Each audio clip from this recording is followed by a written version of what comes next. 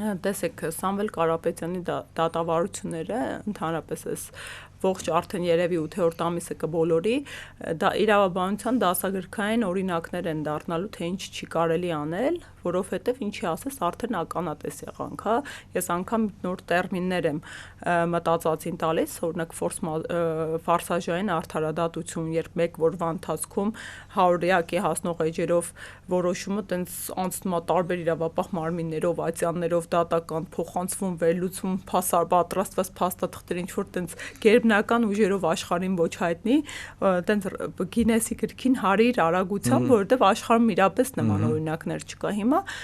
կրկին հանրությունը պատահական չէ, որ ինչպես դուք, հա, բոլորն էլ կողմնակի մարդիկ չեն կարող հասկանալ ինչ տեղի ունեցավ, որովհետև մեկ լրահոսում տարածվեց, որ կրկին կալանավորվում է Սամվել Կարապետյանը եւ իրապես հիվանդանոցում գտնվող կաթիլային բուժում ստացող մարդուն, որը քովիդյան վարակագիր էր եւ արգելված էր հիվանդանոցից մեկուսացնել, գնում են արագացված կարգով, հա, հենց այդ պահին դատանի ակտը լինում է, գնում են բերման են ենթարկում, տանում են ուղեկցում են քրեակատարողական հիմնարկ։ Դա տեղի ունեցավ, որովհետեւ առավոտյան 1 նիստ էր քննվում, դեկտեմբերի 35-ը հիշեք, հա, կայացվեց որոշում, որով տնային կալանքի համակցված խափանման միջոցներով տնային կալանքի ներքո գտնվեց պարոն Կարապետյանը, դրա այդ որոշումն էր բողոքարկվում Վերաքննիչ ատյանում եւ ինչպես հասկացանք կրկին փոխարինվեց կալանք կիրառվեց եւ դրանից հետո ժամը 4-ին սկսում էր մեկ այլ նիստ ընդհանուր իրավասության դատանում։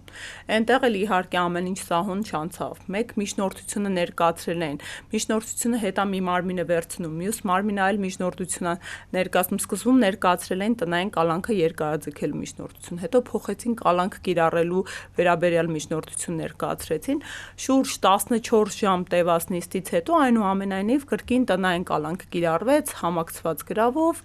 եւ սահմանափակումների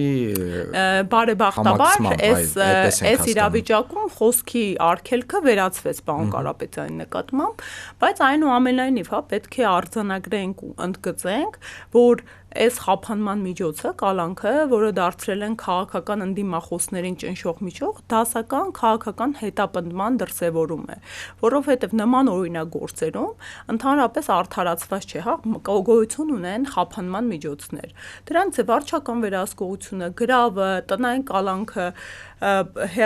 ստորագրությունը չհեռանալու մասին, բոլոր ընդդիմախոս գործիչների, ընդդիմադիր հայացքներ ունեցող անձանց, մեր սրբազան հայրերի նկատմամբ կալանքը վեր է ածվել մեր երկրում որպես պատժիչ ներգործության միջոցի։